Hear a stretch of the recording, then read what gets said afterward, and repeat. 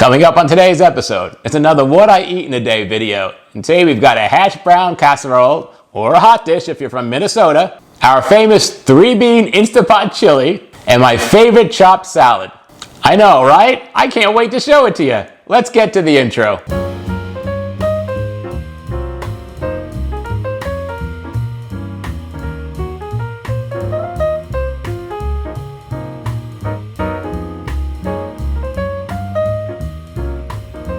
Welcome back to another episode of Plant-Based Dads. I'm Joey.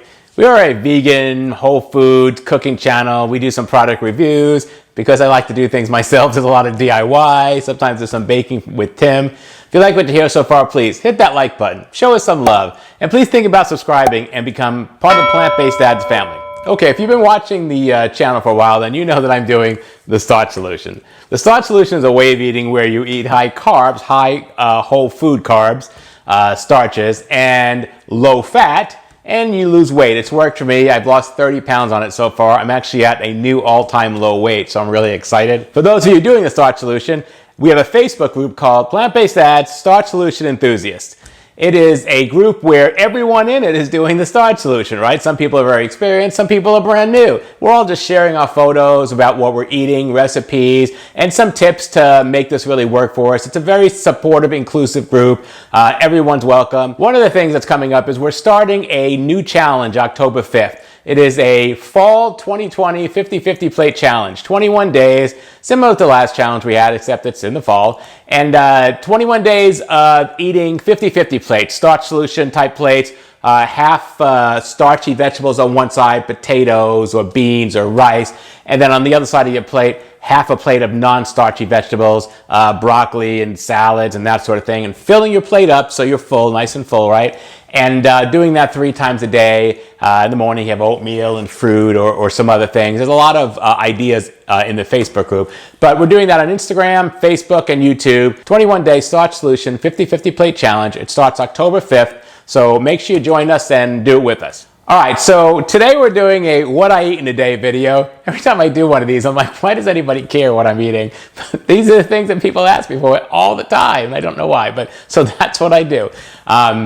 And I mean, I know people are always looking for new recipes and all that, so I've got some really fun ones for you today. All right, so for breakfast today, I'm having a hash brown casserole, or a hot dish if you're from Minnesota, right? And in that, I'm introducing my new cheese sauce. I've got a great kind of nacho queso cheese sauce that I've now done with potatoes.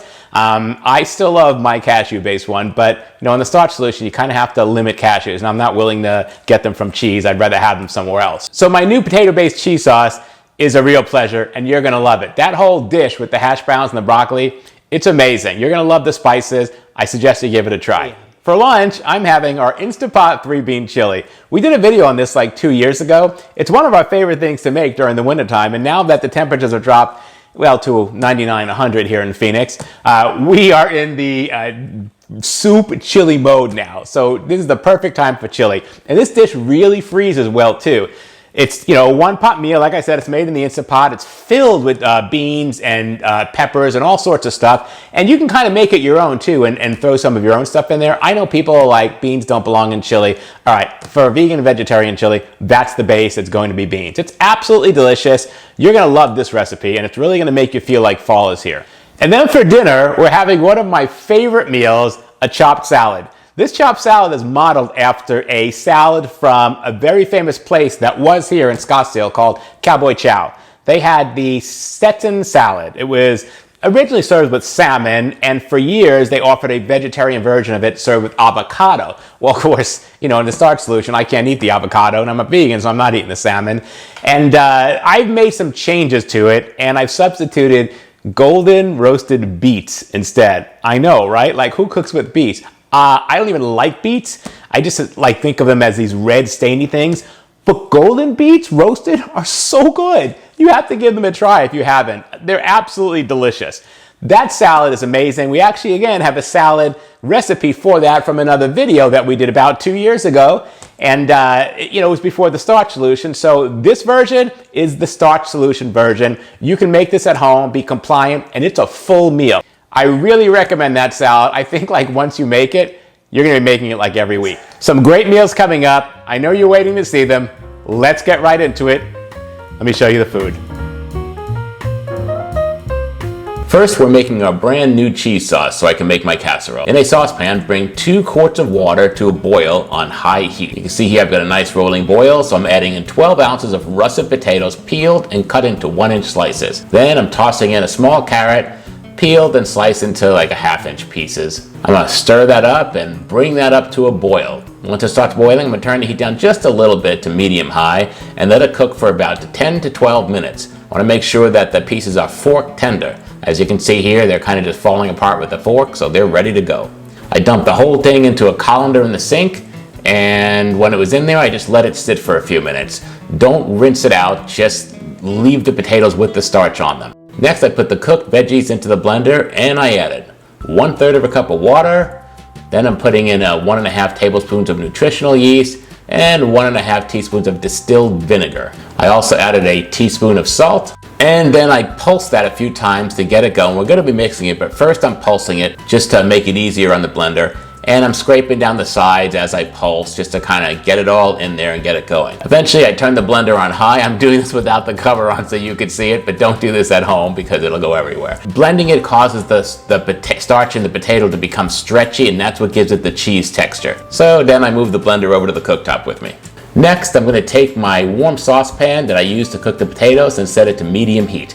I'm putting in a little bit of water. Once the water starts to get a little movement going, I start adding my veggies. I've got 1 small diced onion. Then I'm adding in a poblano chili washed and diced. After I mix that up a little bit, I start sweating my vegetables for about 5 minutes.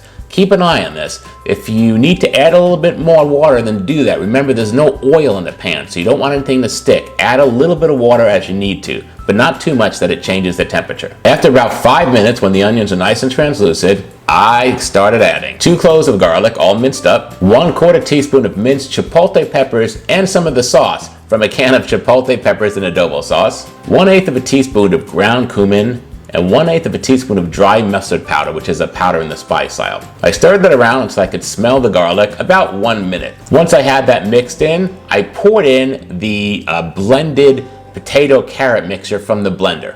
You can see here that gives it the nice cheesy texture. Once I poured in the potato mixture, I let it simmer a little bit until it came to a low boil. It just took a few minutes because everything was already so hot. And as you can see here, it looks really good. The sauce is ready to go. I'm going to use it in the potato bake recipe, but if you want to throw it in the fridge at this point, you can. And for reheating, we just put it in a bowl and reheat it in 30-second intervals until it's nice and hot. Next, we're on to making potato bake. I'm using a bag of frozen hash browns that has nothing in it but potatoes, and a bag of frozen broccoli from Costco. The only thing different I did here is I let them sit on the counter for about 10 minutes and then diced up the broccoli into small bite-sized pieces. The broccoli in the bag is just too big to just throw in the casserole the way it is.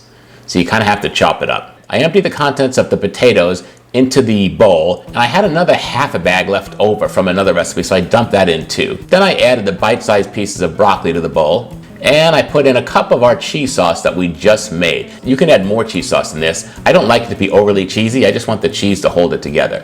Next, I started mixing it all in, just doing a little folding action because my bowl is kind of too small for this. And you can see here that it's kind of all coming together. Again, if you need more cheese, add it. This is the amount of cheese I like. All right, looks like it's nice and mixed up, and we're gonna start adding our spices. First, it's 1 teaspoon of paprika. Then it's a 1/2 teaspoon of chili powder. You can do that to taste. And then I've got 1/4 teaspoon of Himalayan salt. And now I'm grinding some fresh pepper in there. Salt and pepper to taste, of course. Gave it a good mix so it's all combined. So you can see here I'm dumping this into a casserole dish, either 8x8 or 9x9, whatever works best. And now you can see here I'm sprinkling some gluten-free breadcrumbs on top, which is why they're white. You don't have to use gluten-free if you're not interested in that, but that's what I had on hand, so that's what I used. Now I'm putting the whole thing into a preheated oven at 400 degrees, and I'm going to let it bake for 40 minutes. When it was done, I took it out, let it cool for a minute. You can see how beautifully brown this is. This is gonna make an amazing dish. When it was cooled down, I grabbed my spatula and I just started making some cuts with it, and I cut out a nice size that I could have for breakfast. Look how well it holds together. This is a beautiful casserole, or as Tim would call it, a hot dish. And here we have it. I'm just forking right into it, and you can see it's amazing. You've got the hash browns, the broccoli, the cheese. I'm ready to dig into this. Breakfast is served. For lunch, it's my 3-bean chili, and it's all made in the Instant Pot. I started by setting the Instant Pot to saute. I added a little bit of water so I can sweat the vegetables. Remember, again, we're not using oil. Once the water had some movement to it, I added 1 large onion diced, 2 cloves of garlic diced up, 1 jalapeno pepper cleaned, diced, and seeds removed. And then I gave that a good stir to mix it all up. Now I'm going to saute these for about 5 minutes. I'm going to keep mixing it, and again, since we're not using oil, you have to add a little water if necessary. After 5 minutes, the sauteing should be done, and you can turn off the Instant Pot. It's time to start adding the ingredients. First, we started with 2 cans of black beans rinsed and drained. Then we dumped in 1 can of kidney beans rinsed and drained. Now it was time for 1 can of pinto beans rinsed and drained. They're all 15-ounce cans. Then 2 15-ounce cans of diced tomatoes with the juices in them, and what I believe is a 7-ounce can of hatch chilies with the juices in it. Then I added 2 teaspoons of chili powder, you can do this to taste, 2 teaspoons of cumin, and 2 teaspoons of vegan Worcestershire sauce. I know I'm saying that wrong, sorry. Next, I added 1/2 cup of vegetable broth, and at this point, we're done adding the ingredients. An important note, do not stir this. There's something about stirring this that sometimes either causes it to burn or it causes some of these things not to cook. It doesn't cook right. Now I'm putting the cover on the Instant Pot here, snapping it into place, and then we're setting it to sealing mode. Now we're going to turn the Instant Pot on to high pressure and set it for 10 minutes. After 10 minutes, when the Instant Pot is done, let it release the pressure naturally. When the pressure indicator drops back into the pot, as you can see here, that means there's no more pressure and you can open the lid.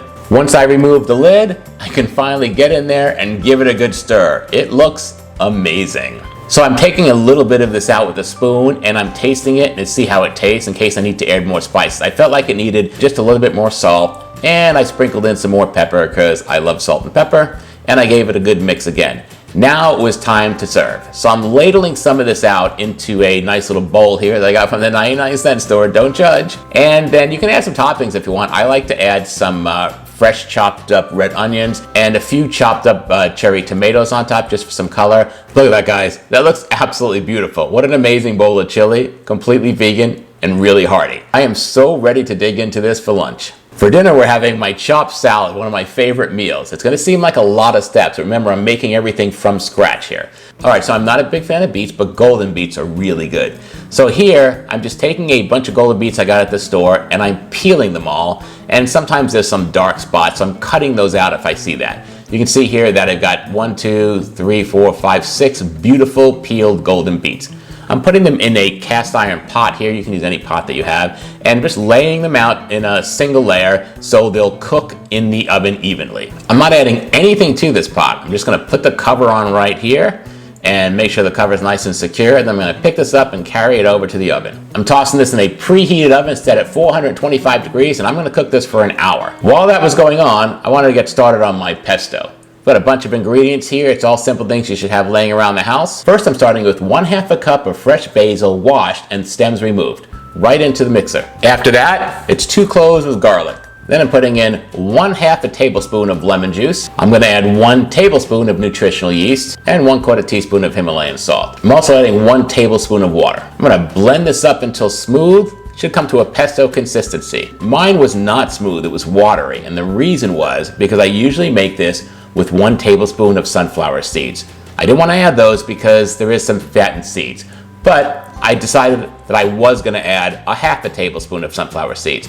That's about 3 grams of fat for the entire recipe, and this makes many, many servings. So spread over the amount of servings you're going to have it in the salads. It's actually going to be really small amount.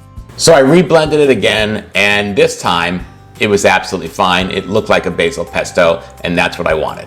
You can see here I'm just pouring it out into a little ramekin, and it'll thicken up before I actually make the dressing. Next, I need to make some vegan buttermilk, and that's really simple to make. I'm just taking 1/2 cup of plant milk. I was using pea milk because that's what I use. And then I'm adding 1/2 tablespoon of apple cider vinegar. I'm grabbing my baby whisk and I'm whisking it all up, and then I'm just letting it sit. I'm going to move it aside for 10 minutes until it starts curdling. All right, so now it's time to make the dressing. I'm taking the dressing attachment from my blender here and I'm dumping in the basil pesto. You can see how thick it is. So the sunflower seeds really made all the difference. Then I'm adding a half a cup of starch solution mayo. It's all tofu based from a previous video that I did. And I'm gonna put a link right here so you can see that video if you don't know how to do that. Now I've got 2 tablespoons of shallots roughly chopped. I just used a whole shallot. And I'm adding my buttermilk. You can see it go in here and it's really clumpy. So the curdling actually happened, which is great. Next, it's the juice of 1 lemon, which is about 2 tablespoons. And then I'm gonna do a little pepper to taste and a little bit of salt to taste too. Next, I'm putting the top on the blender and I'm gonna blend this till it's nice and smooth, about 30 to 45 seconds. So here I am taking the top off the blender and look at that color. It is absolutely beautiful. It's this amazing, magical green. You can see me pouring it in here to a mason jar. Look how beautiful that looks. Now I'm going to toss this in the fridge until I'm ready to use it, which is going to be pretty soon. Next, I need to make the couscous. I'm just following the manufacturer's instructions on this. Make sure it doesn't have anything in it but the wheat. All I did was use 1.5 cups of boiling water and mixed it with 1 cup of dried couscous. I'm tossing in a half a teaspoon of salt. I'm returning it to a boil. And then I'm covering, reducing heat to very low and let it cook for 15 minutes. After that, if there's any water left over, you can drain it. Mine was dry and ready to eat. It was actually really good. So it was ready to go just the way it was. And that's how you cook the couscous. Next, my beets were ready. I took them out of the oven after they've cooled, and you can see here, they are absolutely beautiful. Man, that pot's gonna be tough to clean. Next, I started slicing them into bite-sized chunks because they're going into a salad and I don't want them to be too big. And they're ready to go right here. And for the greens of this salad, it's arugula. It's 2 cups of packed arugula in that measuring cup, and then I started chopping it into bite-sized pieces. I know with salad you don't normally chop it up, but in this salad, everything's kind of bite-sized. You can eat it with a spoon, so the arugula really needs to be chopped up. Otherwise, it just gets too leafy. Next, I'm dicing up 2 tomatoes. I washed them really good, and they are organic, but I washed them anyway. And I cut them into pieces, into little bite-sized chunks. All right, guys, the moment you've been waiting for. We're assembling the salad. The way the salad is served at the restaurant is they bring it to you in this big bowl with everything in kind of this row, and it looks amazing. You can see here that I'm starting with my tomatoes. You can put them in any order, but you want to put everything in a row. Then after that, right next to it, I'm going to put in the couscous that I made. I'm just adding enough to create a row. There's going to be a lot of leftover couscous. All of these ingredients make quite a few of these salads. Next, I'm putting in my chopped up arugula, and then I'm spooning in some of the golden beets right next to it. I'm trying to keep everything like lined up without it falling over to the next piece of the bowl, right? It's really tough, and that's okay if it doesn't work. You just kind of want to get it in there. Next, I'm going to use some organic toasted corn that's freeze-dried. I'm just pouring it in. I got this bag at Whole Foods. It just adds kind of a cool texture to it. And then next, I'm putting in a little bit of currants just to fill in that extra space. The currants give it some sweetness. And finally, I'm adding in a little compote of the green dressing. Look at that, guys. That is absolutely beautiful. Now don't let this scare you. When it's time to eat this, you dump it into a huge mixing bowl, you pour in the dressing, you mix it all up, and then you put it into serving dishes, and it should look just like this. That salad, just one of my favorites. I could eat that every night. It is just a whole meal in itself with that couscous in it and all the corn, the dried corn and all that. If you can't get dried corn, just use just use some corn off the cob, that's fine too. But the dried corn gives it kind of a different texture. It's really nice. All right, guys, that's our video for today.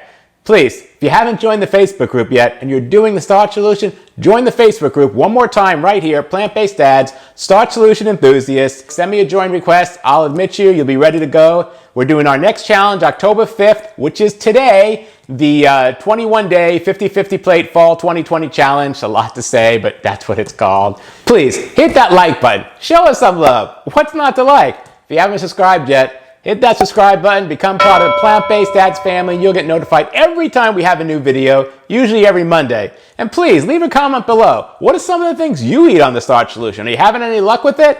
I'm doing really well on it ever since I had that breakdown from vacation. Ever since I got past that, I'm really cranking along here now. What's your story on it? There's so many great stories on the Starch Solution. I just love hearing them all. Are you on this journey with me? Let me know. We'll see you next time. Bye-bye.